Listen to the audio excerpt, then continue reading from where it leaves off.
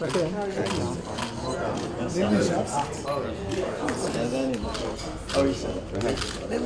find out because I think it was off. No problem. No problem. Let me see that there. We find somewhere that we find that. Oh, don't come. No, let's start from here. No, you sit here first. Why you follow us this time like this?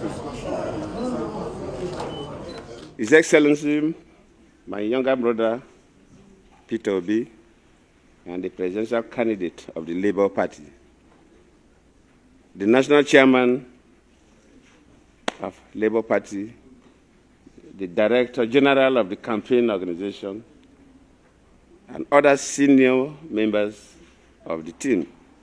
Let me not bother my senator. There are two female senators. You are too oppressive. All right, so first, let me formally welcome you. Daddy, you would have paid the fine if I did not see you.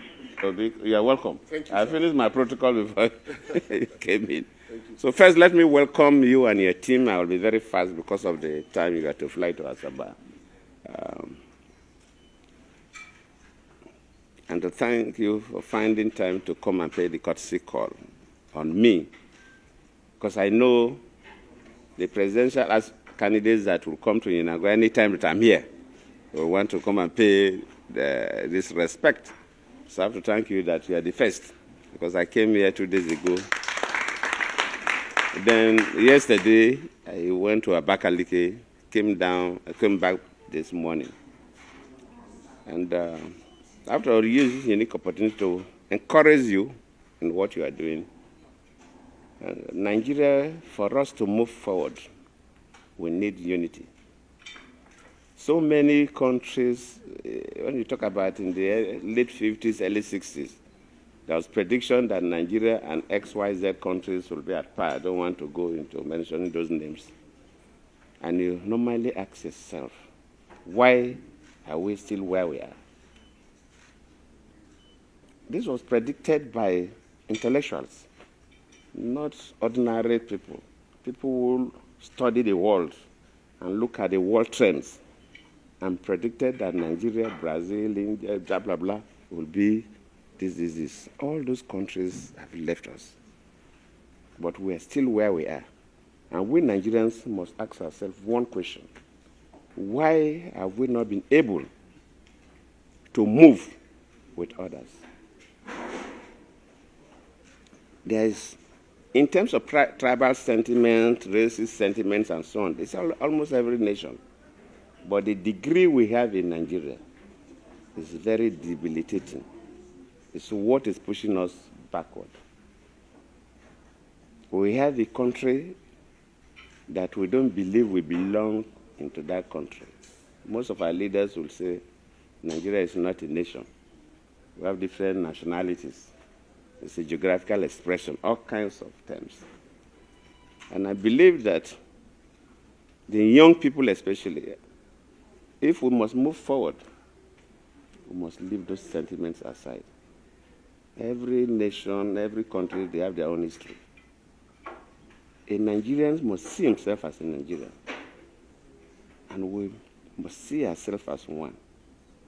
And if I am the president, if the best person to hold a particular office is either from Enugu or from Ibadan or from Sokoto or from Yenagua or from Calabar, it doesn't matter. And until we get to that point, as a nation, we cannot move anywhere. We'll be putting square pegs in round holes and round pegs in square holes because of religious sentiments, tongue sentiments, tribal sentiments. And I believe that this message, in fact, I have for every presidential candidate that will see me, is that if by divine providence you win the election, your first responsibility is to unite Nigeria. Without unity, we cannot solve our security problems. Without unity, we cannot solve our economic problems. So if you unite Nigeria, that is the beginning of a new Nigeria and a revolution, development or otherwise, that will take place. I've been listening to comments from, of course, the political leaderships, and sometimes even our supporters do more damage than on our behalf. And I must commend you, because your utterances so far have not shown any division. I must commend you on that.